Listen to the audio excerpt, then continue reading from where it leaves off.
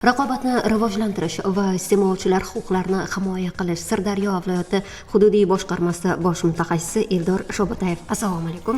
Assalomu alaykum. Bugun muloqot davomida bevosita siz bilan birgalikda savol-javoblarni amalga oshiramiz.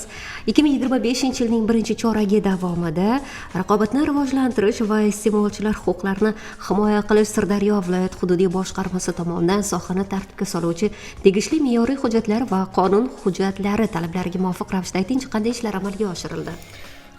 2025-yil birinchi chorak davomida va bugungi kunga qadar boshqarmamiz tomonidan 400 dan ortiq murojaatlar qabul qilingan bo'lib, ularning 385 tasi iste'molchilar huquqlarini himoya qilish sohasiga to'g'ri kelsa, 11 tasi raqobatni rivojlantirish sohasiga to'g'ri keladi.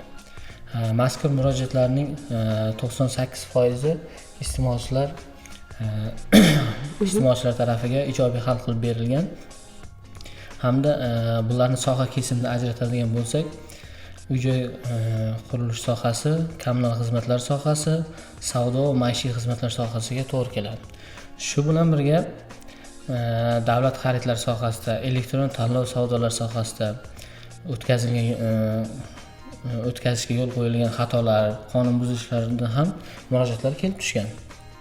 Mazkur murojaatlarni o'rganish natijasida iste'molchilar foydasiga 7 milliard so'mdan ortiq mablag' qayta hisob-kitob qilib berilgan va 491 ming nafar iste'molchilar huquqlari tiklab berilgan. Hududiy boshqarma tomonidan iste'molchilar foydasiga asosan qaysi yo'nalishlarda ko'proq qayta hisob-kitob qilinishga erishilmoqda? Juda ham o'rinli savol berdingiz.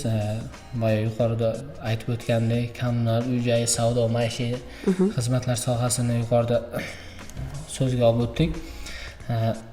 Bular asosan kommunal sohasiga keladigan bo'lsak, asosan ichimlik suv sifati hamda maishiy chiqindi yuzasidan ko'plab o'rganish ishlari olib borildi va iste'molchilar huquqlarini tiklab berildi va eng katta qayta hisob-kitob ham mana shu sohalarda amalga oshirilgan va bundan tashqari savdo va maishiy xizmatlar sohasida ham juda ko'plab iste'molchilarga qayta hisob-kitob qilib berildi. Nomuayyan doirasiga oladigan bo'lsak, ichimlik suv sifati hamda chiqindi tashish xizmati bo'yicha nomuayyan iste'molchilar huquqlari tiklab berildi. 2025-yil iste'molchilar huquqlarini himoya qilish qonunining 29-yilligi munosabati bilan hududiy boshqarma tomonidan qanday ishlar amalga oshirilmoqda?